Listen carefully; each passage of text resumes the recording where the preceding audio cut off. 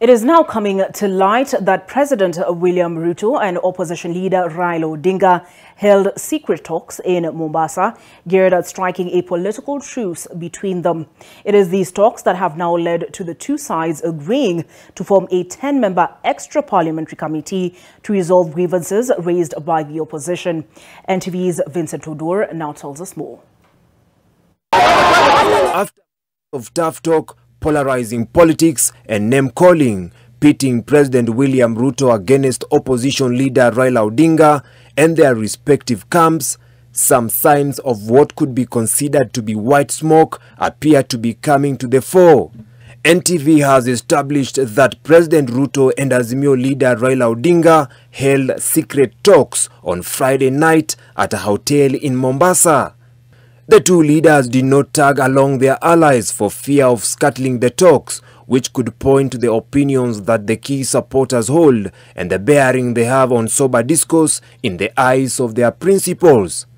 Sources indicate that Nigeria's former President Olusegun Obasanjo mediated the talks. And it is here that the two hammered a deal to form a 10-member extra parliamentary committee with 5 representatives from both sides to resolve the thorny issues raised by the opposition. NTV has established that the former Nigerian president jetted into the country on Wednesday night. Following this latest move, this weekend the Kenya Kwanza and Azimio side have issued a joint statement affirming their commitment to resolve the ongoing political differences amicably for the benefit of the people, besides expressing their joint condemnation and regret on the violence and deaths witnessed during the countrywide anti-government protest.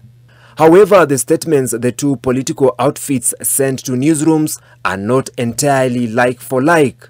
Azimio has not listed the issues that the committee shall be seized with, but the Kenya Kwanza document lists them. The statement that Kenya Kwanza sent is signed by Kimani Ichung'wah, the leader of majority party in the National Assembly, but lacks the counter signed by his counterpart in the minority party Opiyo Wandayi.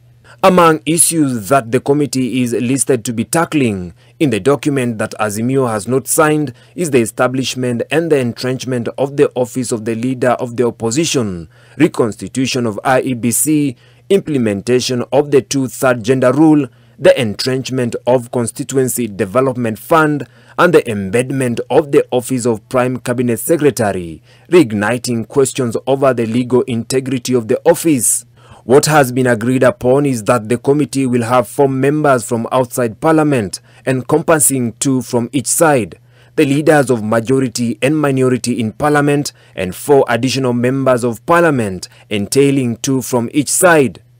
The calls for a political truce are still eliciting different reactions from leaders across the country. Na watu wa Azimio kufikiria kwamba watashurutisha rais wetu aingie katika handshake.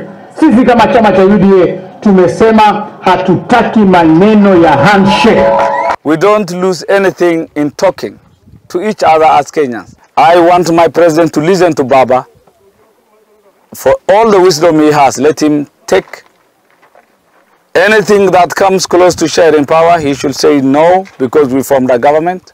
And we've been sitting with our colleagues from the other side, and I think after the events of the last few days, we are all agreed that violence is not the way to transact business in our country. NTV has established that former President Obasanjo will mediate the talks, as President Ruto had rejected the involvement of any sitting president in the talks. Vincent Odur, NTV. President William Ruto